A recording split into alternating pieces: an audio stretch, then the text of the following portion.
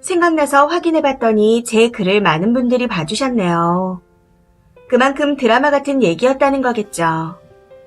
후기가 궁금하다는 댓글을 보고 같이 환해주신 분들을 위해 딱히 사이다는 아닐 수도 있겠지만 후기를 적어보고자 합니다. 그 일이 있고 난 후 제일 먼저 변호사님을 찾아가 상담을 받고 왔습니다. 민법 840조를 근거로 이혼 성립이 되는 사유라고 답변을 듣고 왔고요. 이런 상황에서도 남편은 여전히 이혼까지 할 상황이 아니라고 보고 있는 상태인 것 같았습니다. 그리고 설사 이혼을 하더라도 양육권은 본인이 가지고 가겠다 주장을 하고 있어 합의가 안 될 것 같습니다. 그래서 결국 소송까지 가야 할 것 같아요. 그 사건이 있은 후 시부모한테서는 연락이 따로 오지 않았었고 남편과는 이혼과 관련해서 톡만 주고받았습니다. 결혼하면 효자가 된다더니 그 말이 틀린 거 하나 없더라고요. 결혼 전에는 지 엄마 생일도 모르던 놈이었는데 지 엄마가 그 사달을 냈음에도 잘못했다는 말 한마디 없었습니다. 오히려 제가 본인 엄마한테 무례하게 굴었다고 저의 잘못만 따지며 사과를 하라고 하더군요.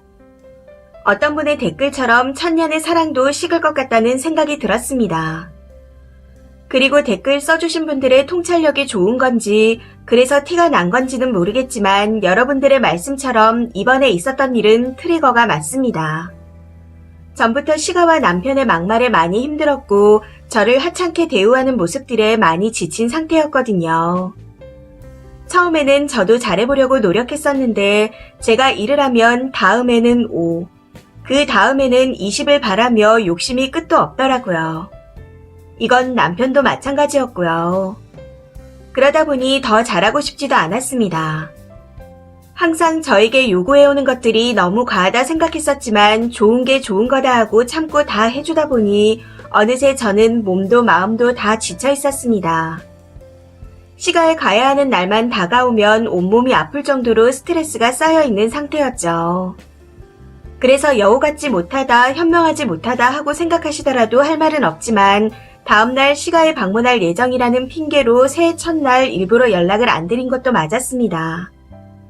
전몸살로 인해 몸이 아픈 것도 사실이었지만 전화를 하라면 못할 것도 없었거든요. 사실 저도 살가운 성격은 아니라서 먼저 연락을 드리는 일이 거의 없긴 했었는데 오는 전화라도 받을라 치면 언제 올 거니? 자주 좀 와라. 언제 이것 좀 하게 와라. 요즘 이런 게 좋다더라. 하는 등 항상 요구만 하시며 살가운 이야기는커녕 안부 인사조차 한마디 없으셨습니다. 상황이 그러니 새해 인사인들 드리고 싶었을까요? 저는 제가 그런 성격이니 친정에도 급한 일 아니면 남편한테 직접 연락하지 마라. 자식한테 못하는 얘기는 남의 자식한테도 하면 안 된다. 하며 단속했었습니다. 무엇보다 시부모님이 저희 부부 일에 간섭하고 이래라 저래라 하시니 좋았던 둘의 사이도 틀어지는 걸 느끼고 있던 중이라 더 조심시켰던 것 같아요. 제 욕심이었는지는 모르겠지만 남편에게도 저처럼 행동해주길 부탁했었고요. 그런데 남편은 매번 중간에서 얼마나 힘든 줄 아냐고 징징거리더군요. 그러면서 항상 마지막에는 이번에 있었던 일처럼 중간 역할 하나 제대로 못하는 상등신처럼 행동했었습니다. 제 풀에 지쳐 저를 탓하며 짜증을 내기도 했었고요. 웃긴 건 그런 와중에도 지 부모한테 잘하라며 대리 효도를 강요했다는 거였습니다. 댓글 중에 시가에서 빚이라도 갚아줬냐고 하시는 분들이 계시던데 시가가 사업을 하기는 하지만 재산이 얼마나 있는지 전혀 모르고 있는 상태입니다. 사업을 하고 계시니 그냥 여유롭게 사시나 보다 하고 생각만 하고 있었죠. 그래서인지는 몰라도 본인들 수중에 돈이 많으니 잘하라며 집을 사주겠다고 돈으로 목줄 당기듯 남편을 조종했었습니다. 그럴 때마다 남편은 본인 부모에게 잘하라고 저를 닥달하며 제 숨을 막히게 했었죠. 참 웃긴 건 정작 결혼하면서 시가에서 받은 건 이런 한 푼 없었다는 겁니다. 신혼집마저 제가 보증금을 넣어 살던 10평도 안 되는 원룸 월세라고 하시면 어느 정도 와닿으실까요? 그런데도 항상 뭐라도 해준 것처럼 유세 떠는 건 말도 못할 정도였습니다. 사실 저는 경제적으로 엄청난 지원을 바란 것도 아니었고 실제로 지원을 받지 않았기에 그런 유세를 들어줄 이유는 없다고 생각했었습니다. 그런데 거기서 제가 따지고 들면 내 부모님을 욕먹이는 일이니 참는 게 미덕이라 생각하며 꾹 참아왔었죠. 사실 일일이 쓰려면 훨씬 많은 이야기들이 있지만 이미 길게 쓴 것 같아 여기서 줄여야겠네요. 떠올리는 것만 해도 스트레스를 받으니까요. 아무튼 저는 남편이라는 놈이 어떻게 나오든 간에 무조건 이혼할 생각입니다. 변호사 선임비가 저렴한 돈은 아니지만 그 돈으로 거지 같은 그 집구석에서 저와 아기의 인생을 구제했다 생각하면 절대 비싼 돈이 아니더라고요. 이제 아기랑 행복할 일만 생각하려고요. 그동안 당했던 만큼 녹음이나 톡 캡처본 등 증거들을 착실히 모아놓았기에 제가 유리할 것 같다는 답변도 받은 상태라 크게 걱정하지 않고 하나하나 차근히 일을 처리해 나갈 예정입니다. 배울 만큼 배웠고 겪을 만큼 겪었다 생각한 제가 뭐에 홀려 그런 실수를 저질렀는지는 모르겠지만 이제는 현명하게 살아보려고 합니다. 같이 화내주신 분들 모두 감사합니다.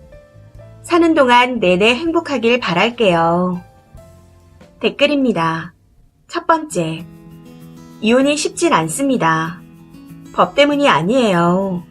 님 결심만 확고하다면 가능하지만 아이러니하게도 님 같은 케이스 중 남편이 싹싹 빌면서 잘하겠다, 변하겠다, 엄마 안 보고 살게 해주겠다 등 온갖 감언이설로 설득하면 결국 아이 핑계대며 주저앉더라고요. 아빠 없는 아이 어쩌고 아이에게 아빠를 뺏을 수 없어서 블라블라. 그러고는 결국 아이에게 불행한 엄마를 주고 마는 거죠. 본인 선택이면서 마치 아이 때문에 희생한 듯 아이에게 부채감을 주면서 말이죠. 이혼하려면 한 집에 절대 같이 살면 안 됩니다. 그건 곧 이혼할 마음이 없다 이거니까요. 두 번째, 그 남자가 양육권 요구하는 이유는 첫 번째로 그래야 이혼이 힘들어지기 때문입니다. 님 엿 좀 드시라는 거죠. 두 번째는 자기 부모한테 보여드려서 효도할 손주가 사라지니 효도하려고 그러는 겁니다. 그리고 세 번째는 양육비를 어마어마하게 뜯길까봐 걱정돼서 그러는 거죠. 자식을 사랑하고 아빠로서 책임지려고 그러는 게 아니기 때문에 애 3일만 키우게 하면 바로 데려가려고 난리칠 겁니다. 세 번째, 그냥 아이 키우라 하고 합의 이혼하세요. 소송 들어가면 돈도 많이 들고 과정도 많이 힘들어요. 님이 보증금 된 월세방에서 살고 계시면 집주인한테 방 뺀다 하시고 내놓으세요. 보증금 돌려받아 쓰니가 살 집 새로 계약하시고요. 이 과정을 진행하면서 이혼 합의서에 쓰니 부분만 작성해두고 남편 서명 부분 남겨두고 서명하든 말든 신경 쓰지 말고 이사 준비하세요. 그러면 마지막에는 회유하고 난리를 칠 겁니다. 서명 안 하고 버티면 그냥 별거로 진행하고 이사 나가세요. 지집에 가든 말든 신경 쓰지 마시고요. 남자가 양육비 갖고 지랄하면 네가 이혼을 해줘야 양육비 합의할 거 아니냐고 말하고 끊으세요. 결국 남자 쪽에서 애 데려가라고 연락이 올 겁니다. 그때 애 데려오는 조건으로 양육비 협의하고 이혼 서류 제출하면 됩니다. 강하게 마음 먹으셔야 돼요. 네 번째, 쿨하게 아기 데려가라고 하세요. 새 출발할 거라고요.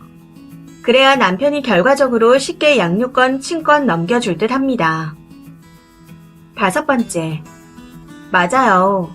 제가 시가만 갔다 오면 온몸에 힘이 빠지고 머리가 아파서 대굴대굴 굴렀어요.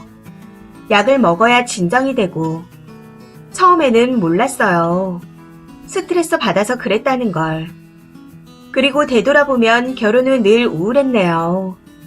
저는 벌써 20년 차라 그러려니 하고 말지만 님은 한창 젊으니 새 출발하세요. 여섯 번째, 10평도 안 되는 원룸 월세라고 하니까 말씀드리는 건데 소송하는 비용 감당 가능하겠어요? 그리고 아이는 데려오지 마시고 그냥 넘기세요. 애 키우면서 돈도 벌고 혼자서 굉장히 힘듭니다. 월세 사신다면 더더욱이요. 이 사연은 여기까지입니다. 시청해주셔서 감사합니다.